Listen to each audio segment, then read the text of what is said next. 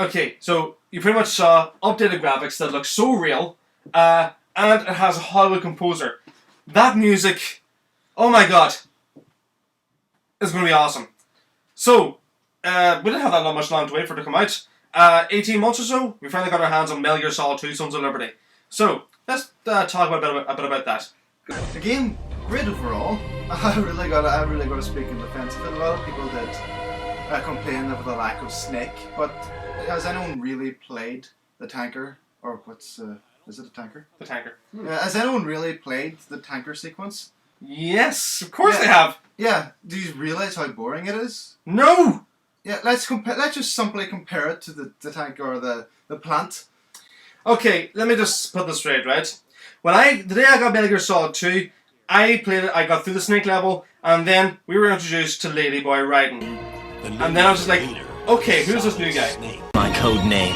Right, but he can't be the Solid Snake. He died 2 years ago on that tanker after he blew it sky high. Yeah, but let's just go through it, on the happy side that everyone doesn't expect. Tanker, very, very boring. It's Solid Snake for a few whiles, and if there's no bad guys, really. There's nothing But there it was for it. pretty much just a prologue, that's all this. It's just Solid Snake running with Otacon and a bit No, it's of not. He fought Olga, he went down underneath, Metal Gear Ray broke loose, and he was presumed dead. Why was that boring? Can someone pass me my beer? It's considered boring because Snake ran around, killed a bitch we don't like, Didn't kill her. put a bitch to sleep. Didn't even kill her. Just didn't even kill her. Went downstairs. Otacon killed everyone. Ocelot killed everyone, and he drowned. What do you think?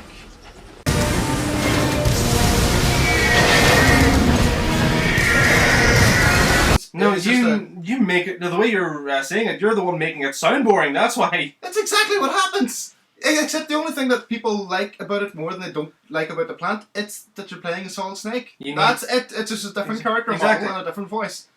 The game of Plant is just, it's so filled with much more. You get great character development, a bit too much whininess. You've got more characters. You got Solid Snake as a side character and like an awesome sniper. Go Snake.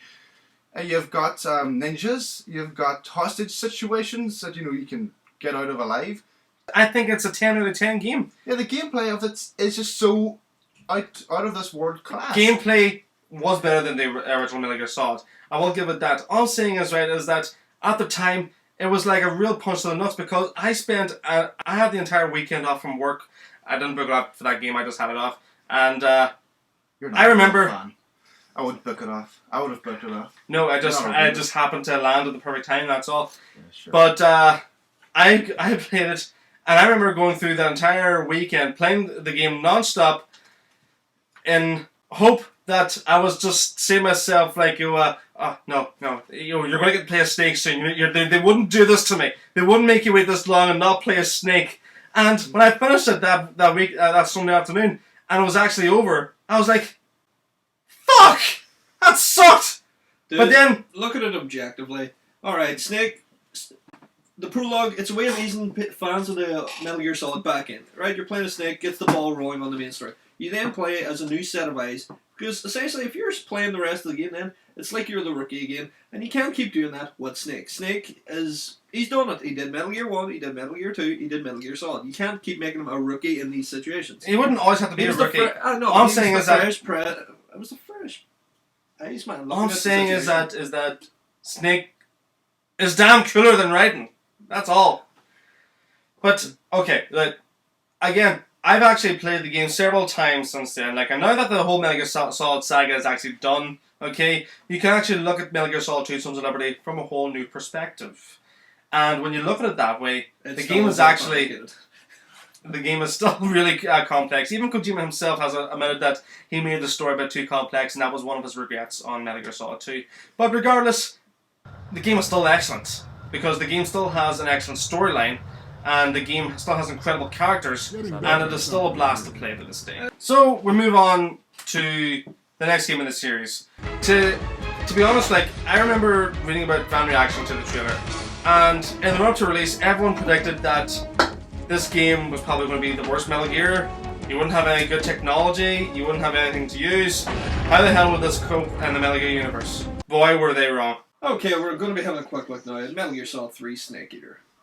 Of course, this is the prequel to the overall game series. This is before anything. This is before Zanzibar Land. This is before Outer Heaven. This is before Shadow Moses. As you can see, we're looking at what looks to be Solid Snake, but it's obviously not. Can't be unless Snake's immortal. I wish he was. But no, we're actually looking at someone called Naked Snake. It's not really given much info on who he is as of yet, but it seems he's doing some kind of mission to locate, I believe it's a Russian, who more or less built what is essentially like the precursor to the Metal Gear unit. And sort of like nuclear launching tank, but it doesn't work. It's known as the Shagoad. The gameplay within this is fucking brilliant. It takes you out of the sort of narrow fucking corridors and the brickwork and all that. You're out in the jungle. You gotta use camouflage. Camouflage is your fucking friend in this. As well as the fact that, I don't know about you, I had a very sick satisfaction when fighting one of the bosses. I think he's called the Fury. Oh, yeah. The Fury, or... How'd you fight the Fury? Did you use guns? Or did you just knife that fucker to death when he got close? I think I did a mix. You know, I wanted the camel. He is the one that uses the crossbow and he has the forked tongue and all. Oh, that's the Fear. The Fear, sorry. Oh, the Fury yeah. is the Fury is the It's rocket. the Russian cosmonauts. Yeah. Sorry, I meant. If I have to say who my favorite boss battle in Metal Gear Solid 3 was, I would have to say the end.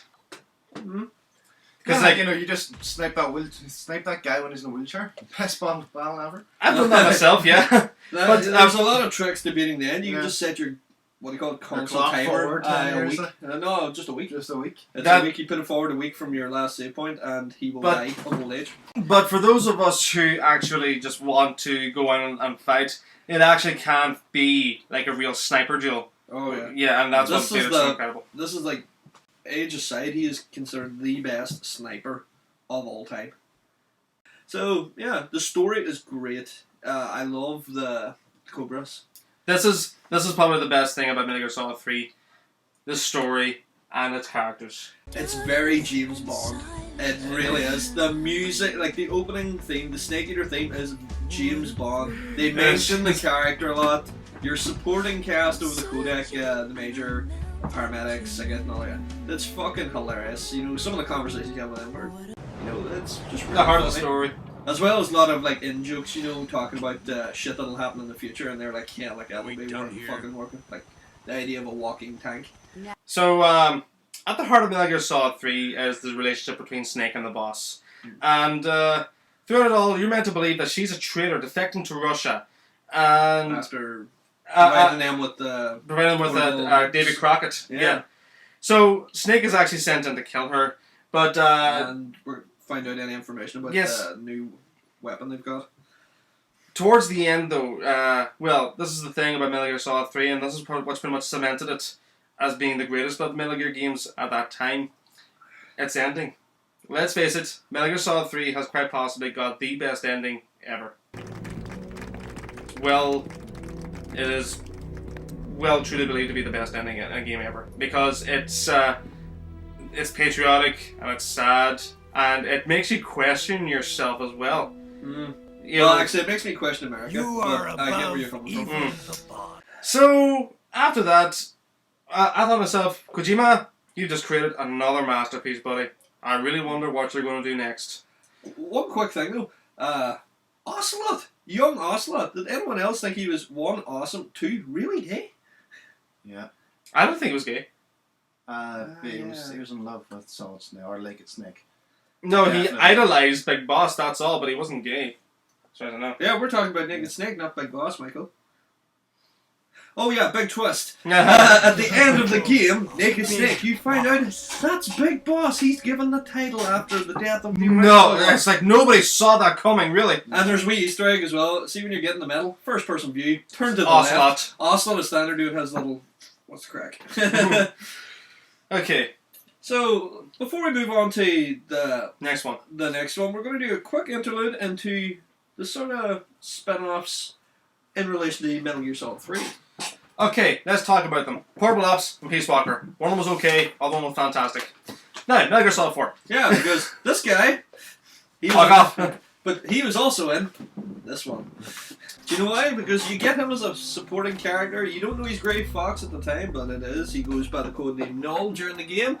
It's not bad. Then there's Portable Ops Plus, where you get like new characters. Like, it's just the same thing with just like extra add-ons. Yeah, you get Old Snake. It's pretty much Portable Ops Special Edition. And of course, Peace Walker. Peace Walker is. Want to give us a quick one, though? Do you want to... I don't know when it was. Peace Walker is set in 1970, and this is pretty much like an all-out Metal Gear Solid game that was created for the PSP. I don't know what to say about the story. The story was good, but some of the gameplay methods of it, they were a bit hard to get into. The way you had to recruit soldiers and everything, it wasn't really your traditional Metal Gear. It was something new, but to me, it just wasn't something that was perfect. The thing that really was the big letdown for me was the awful boss battles. I have to say, like, they were terrible. Plus, there's a lot of suspension of disbelief in regards to the story that they have a fully functioning AI created. Yeah, in the 1970s.